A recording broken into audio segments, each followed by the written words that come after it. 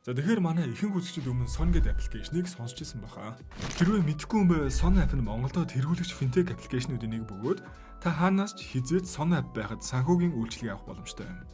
Мөн сонноос Son app нь зээлийн эрхээ нэмж 4 сая болгосон байгаа юм байна. Зээлийн эрхээ нэмээгүй хүн байгаа бол Son app руугаа ороод Points-ийн нөхцөл сайжруулах хэсэг дээр дарж өөрийн оноогоороо зээлийн эрхээ нэмэх юм уу хүүгээ бууруулах боломжтой болсон юм байна шүү. Son зээл авах амархан. За тэгэхээр өмнөх анги дээр хар амаа хоогоолоо зүгтсэн ноёд язгууртнуудын завинд ханхуу маань туслахтайгаа суугаагүй байжээ. Өвдөж ядарсан хөгшин настнуудыг нэлэх балчир хүүхдүүдэд зүг хаяад явсныг мэдсэн ханхуу маань шүтэл зугаастай. Ингээ хаягдж үлдсэн хэдэрээ нар жарахаас өмнө аюулгүй газар очиж байрлахгүй бол болохгүй штэ. Тэгээд цэргийн хуаран руу явах гэсэн боловч өлбийсэн дуракууд хуарангийн хашааг нураагаа завиад сая явцсан байгаа юм да. Манайд одоо яах вэ хайчгүй гэж бодол болж байгаад анх тахалт игцэн отчийн газрын хашаа нь өндрөөс гадна хүмүүс байрлаж болохоор аюулгүй санаж тийшээ явах нь тэрэ. Ханхуу маань тушаал гаргаж хүүгд хөгтөө тэрэгэн дээр суулгаад тэнхээтэй байгаа хідэн төрөхөн шиг явахыг сануулад хаягдж үлдсэн хіддээ овоод юм болж байгаа. Уулын замаар ийхүү алхаж байхад нь агуу хөндөй, буулан ер нь аль харанхуу гэсэн газруудаар битүү зомби чихэлтэй хэвтчихжээ. Манайд босноос нь хамаагүй халдвар тархсныг хараад цаашид яах болдоо гэж төсөөлөхөөс жаймаар. Тэгжээтэл төд бодлого нар шингээд эхлэлгүй яах вэ? Эцээхэд арцаас их зомби харсан хүүхэд эмэгтэйчүүд нь ай сандраа болохгүй. Ингээ амартаж хүрэх газар руугаа зогсолтгүй хар ирчээрээ гүүхэрэл болохтой зэрэгцээд өнөө эдийн зомби нар манч арал заал босоод ирлээ. Ядж байлаар хурдан хөдөлгөөнтэй маа эднэр нь. Азар отчийн газар руугаа дөгцөн байсан болохоор эрүүл сарвал хүмүүс нь гяс гүгээл орчиж байна. Харин тэрэгэн дээр суусан хөгш настай хүмүүс маань явж ядаад баригдхаа шахваа. За манай хэргийн эзэн залуу байгаа штэ. Хараад байхад энэ залуу маань жирийн үнээс хамаагүй хурдан шалгамгаа хөдөлгөөнтэйгөөс гадна мангар мэрэгэн боддог болж таарлаа шүү. Лав ардаа нэг учиртай айл юм шиг байна. Ингэж тэрний дугуй дээр гацаж яа санаргаж байгаад ямартааш бүгд 9 минут отчийн газартаа очиод хаалга үдээ дараалавлаа. Харин нөгөө талд язгууртнууд маань завин дээрээ тухалцаа жаргалтай нарахгүй явж гинөө. Хот газар бараачхал юм бол айх аюулгүй болчихно гэж бодож модцсон. Тэгээс тэг гисэн шиг завных нь агуулхаас зомби дуурайт эхэлдэг юм уу? Нөгөө нэг язгууртны цогцыг шатаахгүй өдргээ солиороод исэн юм гинч хүүгийн цогцыг авдранд хийгээд аваа суудсан байж таарахгүй юу? Одоо ингээд завиар нэг зомби үрдэ төв газар руу зүгэлж байгаа юм да. Отчийн газар органсан хэд маань харин хаалга үдэ бэхэлж ирчүүд нь гарт хаарснараа зэвсгэлсээр яаж игээл нар мантал тэсэд авлаа. Сүүлийн хэд хоног хаан аван тэнгэртээ дэвшээд уус төрийн асуудал инээтэрэгээ явж итэл бөөмбөө мангасуудтай шүнжин нүүр тулаад өглөөний нарыг харсан ханхуу маань санаа амарсан уу эсвэл уламж хийсэн үү мэдэхгүй гөлийгөө сууж байхад нь туслах нь түр гараад ирээч гэж гуйж байна. Хөөхий ад иргэдэнд баярж таларснаа илэрхийлмээр байсан юм байна л да. Дайны хөлд нэрвэгцсэний дараа татвар татаас нэмэгдийн сацуугаар сайд ноёд нь ямар ч нэмэргүй. Өвөн зөвхөрсөн ард иргэд нь халамж тавих ханхуу байгаа жаахан ч болтгоо санаа амарчээ. Ханхуу маань ингэж өөртөө бүх хүнсээ ард иргэдэд тараагаад цаашдаа яах их аргаа олж ядсаар л. Одоо нөгөө өмнөх анги дээр дүрдэгдээд байсан нилээн эрх мэдэлтэй ноёны нутг руу явах санаатай байгаа гинэ. Тэгсэн харин нөгөө шалмгай залуу маань тэр нутгийнхээ хамт явъя л гэж байна. Ханхуугийн туслах чи юу нэгэд яг юу идэг хин юм бэ гэхэд цаатхан дайнд явж исэн цэрэг гэдгээс өөр юм хэлсэнгүй. За яг ингэ явж байхад нь хаалганы гаднаас чимээ гарч ханхууг цаазаар авах тушаалтай зэрэг зарилгаа уншаад унлаа. Юун цаазаар авах яач юу ийч үү гэсэн чинь нөгөө нэг хорон сайд байсан да. Тэрний ганц хүн ханхуугийн араас хөөгөөд яваад байсан. Тэгээд халдвар аваад хувирцгаар нь мань ханхуу толгойг нь тасалсан штэ. Тэр тасарсан толгойг нь хин ч юм аавд нь хөрөөд өгсөн байгаа. За тэгээ ганц үедээ ам байсан хорон сайд нүдийг нүтэр шүдээр цусан үшээ авна аль болсон. Ингээд ханхууг хааны зэрлийг үл тоож элчиг нь хороосон гэх хэрэг тохоод цаашлагаар ирсэн нь энэ аахгүй юу? Ханхууг гарахын завлгүй сумаар харваад дотор хашаанд байсан хэдийн иргэдийг маань юу ч хөө хидаа хийчлөө. Арай гэж амьд үлдсэн ард иргэд нь нүднийх нь өмнө өгөхөд ихэлсэн чинь манай ханхуугийн ухаан балартал унаад өглөө хөөрхий. Харин нөгөө шалмгай залуучин ханхуу руугээ ухаарлын өгшөдөл сүр тултахаар болоод авлаа. Манай энэ залуугийн тулааны тактик арга барил гэж ярилтгүй. Хааны ордны хороо цэргийг дорхноо буутахын буудаа болохгүй бол хутга шөбөг оруулаад байж хооронд ханхуугийн туслах тэнд хідэн зэргийн толгой эргүүлж төрүүлээд авсан. Эдгээр ч угаасаа хаашаа зогсныг мэдж байгаа гэж араас нь нэг хөөж тусангүй. За энэ хооронд дайны үедэл дохио болгож ашигладаг хар утаа хойд зүгээс гарч сайд ноёд сандралтай хаантайгаа уулзнаа гэж бөөн хөл хөдөлгөн. Эдгээр чинь сүүлийн хэдэн сар ч мэдгүй хааныхаа барааг хараагүй болсон штэ. Ингээ уулзгаар ирэхэд нь цэргүүд сэлиметр далаагаа оруулахгүй. Харин нөгөө хорон сайд чинь ханаас ч юм гарч ирснээ хэдүүлээ хаантайгаа уулзъя гэж дагуулаа орчлоо. Мөг гүлгчи яг яах гэднэ. Энэ дунд нь хагуугийн тал зогсдог ганц сайд байгаа байхгүй юу? Хэдий төрсөн охин ч гэсэн хатан эсэргүүцэд байхтал тоогчгүй хааны өргө рүү яваал орж ийн. За тэгээ нарт жаргаж хааныг хувирахтаа зэрэгцээд ийм халдвар төвчин туссан л болохоос хаан амьд сэрүүн байгаа. Ийм байхад хааныг өгсөн гэж сургалт тараасан хүмүүсийг шийтгэх нэ гэж Мадлын сайдыг мань барай аваа явчлаа. Нөгөө үлдсэн сайд нар нь ч хааныг эргээд хүн болохоос өнгөрснийг мэдэхгүй сандарч бүхэлцөөстэй. Ийм хор утгасныхаа дараа хорон сайдгүй төрсөн хүүгийнхээ тасарсан толгойг дүүд нь харуулад өшөөгөө авах замд нь саадуулсан хэнийг ч өршөөхгүй л гэж байна. За нөгөө улсан аварсан нэр үнэтэй ноёны нот руу хөдөлсөн ханхүү маань замдаа хальт амраа сууж байгаа нэ. Манай туслах ариу өнөө шалмгаа залууг их л сэжиглээд байгаа болтой.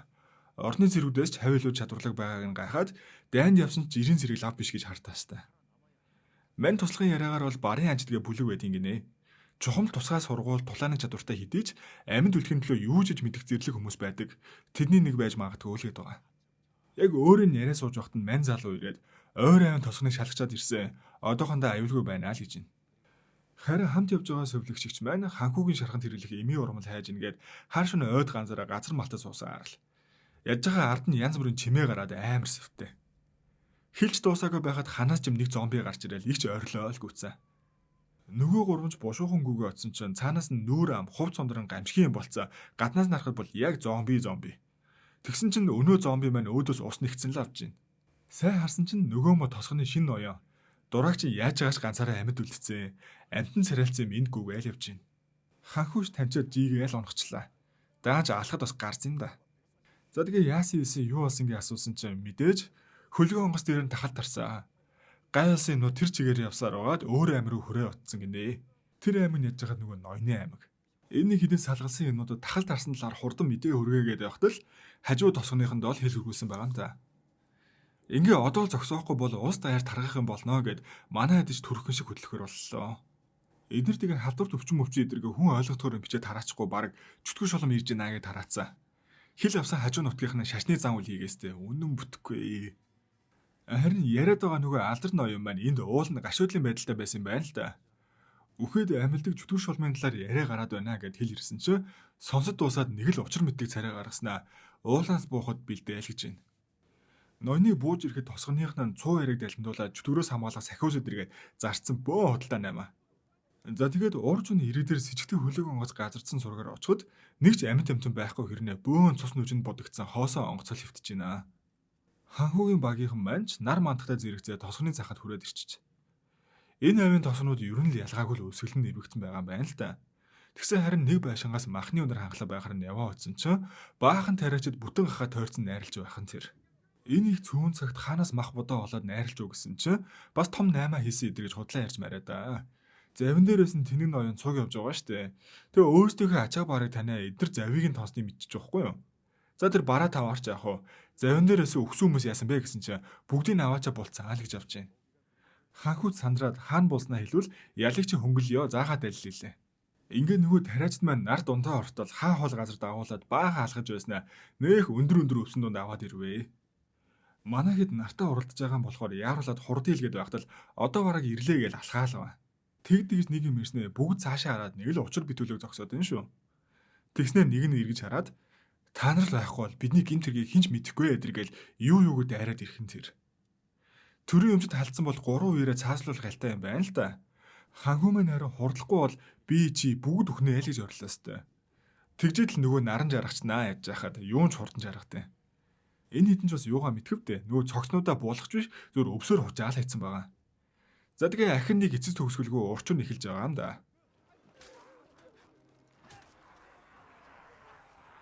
Аль чадхаараа зомбинуудтайгаа үзэж гарлаа. Бархаа байгаад ирэхдээ дөрөв ёсоор ханаас ч бөөн галц сумнууд харвалтаж орж ирээл гүйлдэд байсан зомбинууд овоо удаашраад авлаа. Нэмэгдээд бөөн цагаан хувцастай зэр зэвсэг агсан цэргүүд хурж ирээд бүр нилээн сурмгааг чин зомбинуудтай үзэж тарж байна. Яг толгоор нь онилохоо хүртэл мэдээд байгаа нь их хачаа. Тэгсэн эдэр нь ашгүй нөгөө ан ноёны хүмүүс юм байна л да. Ханхүүг бодвол нилээ юм утсан хүн юм аа. Цогцос зөөсөн тэрэгний мөрийг дагаал ирсэн сурагтай. Энэ ноён нь ханхүүг мань бүр багаас нь эрдэм ном сурахын хажуугаар дөнгөж ээжигээ алдчаад улс төрийн золиос болоод байж байхад нь хүртэл хажууд нь төшт болж байсан ганц багш юм байна. За тэгээ ханхүү мань ирсэн учраас одоо болоод байгаа нөхцөл байдалтай бүгдийг тайлбарлаад тус болохыг хүслээ. Багш харин нэг цочрсон шинжгүй өнөөдөртөө бүгд амраад ав гэхээс өөр юм хэлсэнгүй. Харин энд өнөө мөө хорон сайд чинь гянданд хоригдсон амьд хүмүүстэй туршилт муршилт хийсэн шигээ. Халдвар авсан хүний махыг идэ зомби болоод цаашаа асар уртаа тархаж байгааг нь ойлгоод уг нь бол зогсоох хэрэгтэй л гэж байна. Энд харин манай шалмгаа зэрэг жаахан сэжигтэй хар үрээ босч бууга үрээд нэг тишээ яваад өгөх нь тэрэ. Тосгоны захад Японы 30 мянган зэргийг өөрийн 500 зэргийн хамтаар дийлсэн ан ноёны хүндэтгэл инээдэрэг л хөшөө босгочих. Мань хүн тэрнлүү нулимж аал яваад өгөх юм. Дараа нь хажуу тосгоныг даваад өөрийнхөө төрсөн бүрэл эргэж байгаа болтой. Аймаар шархтаж бэрцсэн хүмүүс донд дүүгээ уйлуулсаар манай хүн анх цэрэг татагдаад явсан юм байна л да. Ингээ гэрийнхнийхээ шарил дээр ирэхэд нь хэдхэн хоногийн өмнө хүн ирээ явсан юм шиг хүч асаалтай байх нь тэр. Мань хүн өөрөөс нь өрхөн ирэх ёсгүйтэй гэж гайхалгүй байх юм. За энэ хооронд нийслэлээс хахууг барих гэдэг нь халдвартаа тэмцэх гэдэг нь мэдэхгүй ямар тач өшнөө төмөн зэрэг ирж байгаа сурагтай. Нөгөө олиггүй ноён бас сөвлөгчдөр гүйж ирснээр хамт зүгт яа л гэж гуцж байна. Энд харин нэг өрөөгөр дүүрэн бие давхар эмэгтэйчүүдийг цуглуулад хоолж унлаа байгаа нь харагдана. Дунд нь манай ханхуугийн туслах бонгор ах юм маань ихнэр хүртэл сууж байна. Ямар учиртай ч. Хааны суудлын эзгүй усаар нэг хачин жигтэй яриа тархаад байгаа болохоор бүх сайд ноёд нийлээд хурал ихээр болсон юм байна л да. Энэ зэрэг хааны эзгүүг орлохоор хатангуй өөрийн биеэр заларч явна. Хөл хүнгээд их сүртэй харуул хамгаалтай явж гинөө. Хурж ирснээр хааны сууд руу санаархаж нэг харснаа өөрийнхөө судал сууж мууцаа. За тэгээ хааны ухаан самуурж ханхуу улсаасаа урвсан тул шинэ хаан төртөл өөрөө улсыг удирдахаа мэдэгдээд баахан зарлиг гаргаад унлаа. Бурхангүй газрын бомб гихчийн гэгэн дүр нь одоо энэ юм уу та? Эдгээр чинь эд хил хязгаарын дайны үед амьдарч байгаа болохоор аймаг болгоно нэлээд өндөр хан зузаан хаалгатай байхгүй юу? Хатны ихний тушаал нь яг одоо халдвар тархаад байгаа аймгийг тэр чигээр нь тусгаарлаад хамаг орц гарцыг хаал гэж байгаа. Тэнгүүтээ хориотой аймгаас орж гарсан хэнийгч бай шууд устгана гэж юмгээд далмаар нь ханхуг тэнд нь хорж байгаа санаана. Ингээд хамаг л орц гарсан нүкс үеийн бөглөөд 8 аймгийнхаа нэгийг хөсөр хайж байгаа нэ. Ер нь бол энэ хатны зарлагын ард нь аавлаасан байж таараа. Хатан бол юугаач мэдгүй нийлэх ногоод үдэн штэ. Харин хоригдсан аймгийн сайд ноёд ханхуугээс л болж ийм юм боллоо гэж барьж явуулахыг шаардсаар ан ноёны төрөөд ирж байна. Нөгөөх нь юу ч болсон шинжгүй аваад явуул гэж байна. Ингээ ордны цэргүүд өөдөнд нь ирсэн авж явж алан таална гэж туслах нь хурдан цогтъя. Ан ноён чинь нэг л биш байна. Манай талд орохгүй морхгүй сандраад хөөрхий. За тэгээ ханхуу маань 50 сайхан гарч очоод цэргүүд нь ч алан таална гэж томроод байж итэл цаанаас ан ноён маань ойрлох нь тэр. Хиний өдөөс том дуурайд байгаагаа мэдэж гин юм үгүлэг үх ялтаа гэж орилсон ч хашаагийн төрөл бэлдсэн цэргүүд бүгд харваалаа ордын цэргүүдийг дорн алхан тэр. Ер нь бол эдэд байрлаж байгааг нь аль хэзээний мэдсэн юу бол ханхууг алхах бэлэн байсан штэ. Тэр талаар нь ан ноён мэдээд ханхууг зүгтаалахгүй байлгаж бай ирээд аав идэр гэж бүгдийг дуудчаад алж байгаа нь нөхгүй юу. Ямар ч тач араас нь ирсэн ордны цэргүүдийг аргалчаад байж тэл аймгийн хил дээр бөөн өвмэн самуу. Тахал гарсан тосгодоос угтаж ирсэн хүмүүс хаалган дээр нь овоорч бөө юм болно штэ.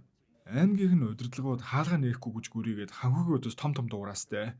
Иш манай ханхуу руу бүр дуртай томрох юм дөө гэж бодож итэл мань хүн овоо нэг хааны удмын хүү гэсэн шиг сэлмээ далаагаад одооноос энэ газрыг бие удирднаа л гэж байна. Ингээд өмнөд тосгоноо бодвол хамаагүй хүмчээр хамгаалт босгож баян ядуу гэж ялгалгүй гартаа зэвсэг барьцгаагаад нар жарахаас өмнө арга хэмжээ авахгүй нүр их ажил эхлүүлэх вэ. За өмнөх анги дээр баахан жирэмсэн эмэгтэйчүүдийг нэг өрөөнд байлгаад байсан да. Тэр нь хатантай холбоотой ойлгож таарав. Өнөөдөр нэгэн төрөх гэж байгаа заавал хүү байх ёстой юм гинэ. Энэ үед хүүхдийн хүүс идрийг ямар өрчлөө мэдэх биш өөрөө охин төрүүлж магадгүйгээд баахан эмэгтэйчүүд бэлдсэн нь л энэ юм байна. Ингээ хатны өргөөг цэвэрлж байсан хоёр шивгч нэг чангаар хоорондоо юм яриа л байна. Хатаа энэ торог дурдаа өмсгөлөөж яхал мохоо олчгууд бүгдийн шатаачдээ шүү дээ эдэргээл амар хов бодож байна. Тэгээ яг цэвэрлэгээд уусаа гарсан чинь хатан нь үүдэнд нь сонсцоо зогсож илгүй яах вэ? Олон юм яриад байсан нэг шивгчийн дуудуулаад усанд орохт нь үйлчлэл эдэргээ бэлдүүлээл унсаа. Нөгөөх нь дорд гаралтын надаар яах ч байгаа юм бол гэж бас олон юм яриастай. За тэгэл хатанж ирж усанд орохоор болоод шивгч нь хувцсыг нь тайлж байснаа гинт муухай орилол явчихдээ.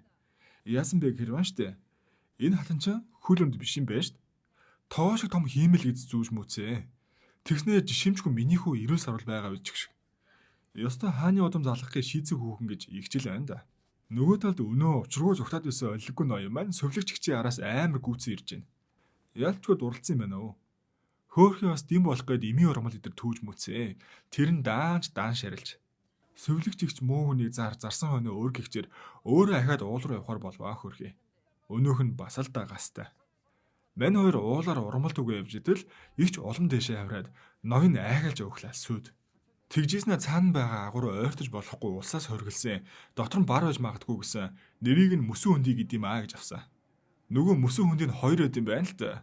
Манай их чи эмийн урмал түүх нэрэлэр нөгөө цэцгээл хайгаад байгаа байхгүй юу? За тэгээ нэрийг нь сонсоогүй гүйж очоод дотор нь орсон ч нөгөө цэцэг нь дүрээрээ байж байх нь тэр. Цэцэгний хажууханд хүн юм амтан гинжлээ байлгаж байсан уулмөр байхаар нь гайхаа зогсож идвэл Артур нь нэг юм гүгээл явчлаа. Уг нь гэгэн цаг өдөр байгаад байгаа шүү дээ.